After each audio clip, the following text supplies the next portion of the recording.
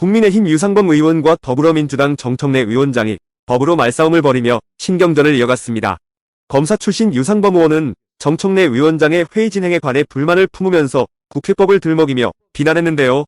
이를 조용히 듣고 있던 정 위원장은 결심한 듯 국회법 108조를 읊기 시작했습니다. 지난번에 저희가 이 탄핵안 실질 계약안을 하면서 우리 위원장께서 국민의힘 의원들의 대체 토론을 중단시키고 이것을 표결에 붙일 때 108조의 조항을 적용을 하셨습니다. 108조 규정에 따라서 나는 처리했으니까 문제가 없다고 말씀하셨어요. 근데 108조의 1항은 토론이 종결됐을 때 종결을 선언하는 겁니다. 2항의 경우에는 토론이 종결되질 않았으나 예정된 토론이 많은 약속과 달리 진행이 되거나 해서 의사 진행에 문제가 생겼을 때 동의에 의해서 토론을 종결할 수 있다고 되어 있습니다. 거기에 단서 조항에 보면 동의는 토론에 참여한 사람은 동의를 할 수 없게 되어 있습니다.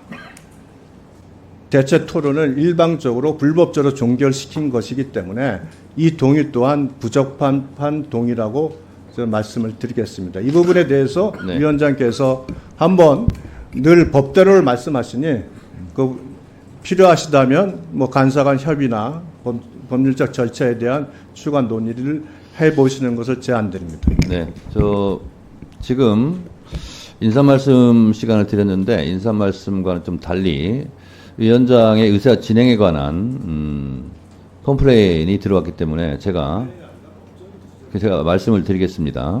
우선 108조를 국회법 살펴보시면은요, 교섭단체별로 1명 이상 토론할 경우에는 언제든지 토론 종결을 할 수가 있습니다. 그리고 대체 토론할 때도 무한정 할 수 없기 때문에 그 규정에 따라서 항상 것으로 토론 종결 표결을 할 수 있다는 말씀을 좀 드리고요. 그리고 모두의 말씀하신 부분을 제가 말씀드리겠습니다. 우리는 지금 탄핵 심판을 하는 게 아닙니다. 청원 심사를 하는 겁니다. 근데 청원 심사 내용이 대통령 탄핵에 대한 겁니다. 그래서 중요한 안건입니다. 그래서 심사 결과를 90일 이내에 의장에게 보고하게 되어 있습니다. 그런데 청원법에 보면 세 가지 조항은 청원이 성립이 되지 않습니다. 재판에 간섭하는 경우, 국가 기밀의 내용을 포함하고 있는 경우, 국가를 못 오가는 경우, 이 세 가지 경우는 청원이 100만이 아니라 200만이 들어왔다 할지라도 청원이 성립되지 않습니다.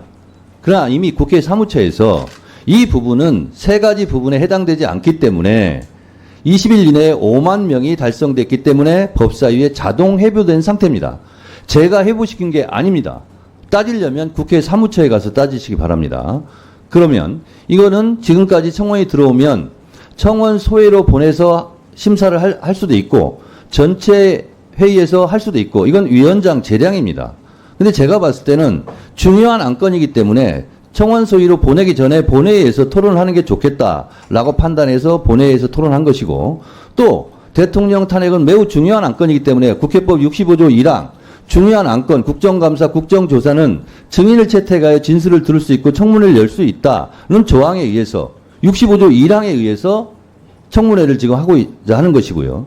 지금 국민의힘에서 주장하는 것은 진짜 대통령 탄핵에 관한 것은 제적의원 과반수 이상의 동의로 제안되고 3분의 2 찬성으로 가결됩니다. 그 과정 속에서 그 조사 권한이 법사위로 넘어오면 법사위에서 조사할 수 있는 겁니다. 지금 여러분들께서 주장하시는 것은 전혀 다른 엉뚱한 트랙을 가지고 말씀하시는 부분이고 저는 청원 심사를 하는 겁니다. 근데 청원 심사 내용이 하필이면 대통령 탄핵에 관련된 부분이기 때문에 중요하기 때문에 청문회를 한다라는 말씀을 드리는 바입니다.